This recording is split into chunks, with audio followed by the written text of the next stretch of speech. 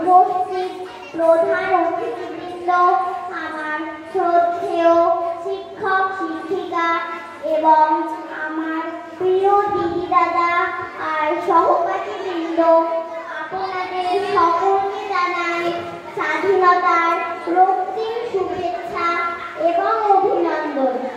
এই বিশেষ দিনে আমায় বিশেষ কিছু বলার সুযোগ দেওয়ার জন্য সকলকে ধন্যবাদ। আমাদের দেশ ভারতবর্ষ প্রায় 200 বছর ব্রিটিশদের অধীনে ছিল। 1947 সালের এই 15ই আগস্ট আমরা স্বাধীনতা লাভ করি। এই স্বাধীনতা এমনি এমনি আসেনি।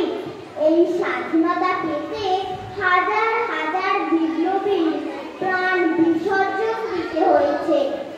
অনেক বিপ্লবী হাসি মুখে হাসির মঞ্চে নিজেদের প্রাণ বিসর্জন দিয়েছে।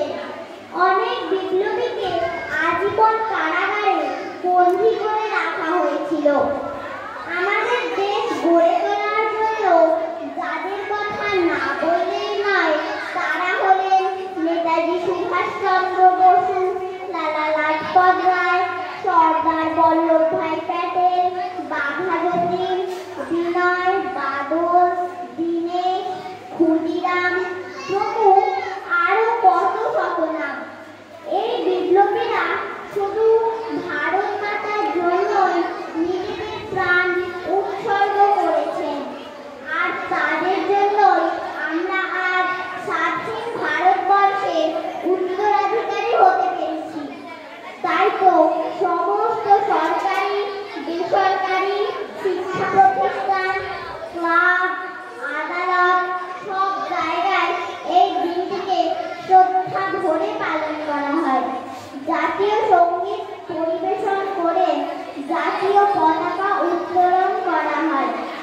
আমাদের দেশ ভারতবর্ষ প্রায় 200 বছর ব্রিটিশদের অধীনে ছিল। 1947 সালে এই 15ই আগস্ট আমরা স্বাধীনতা লাভ করি। এই স্বাধীনতা এমনি এমনি আসেনি। এই স্বাধীনতা পেতে হাজার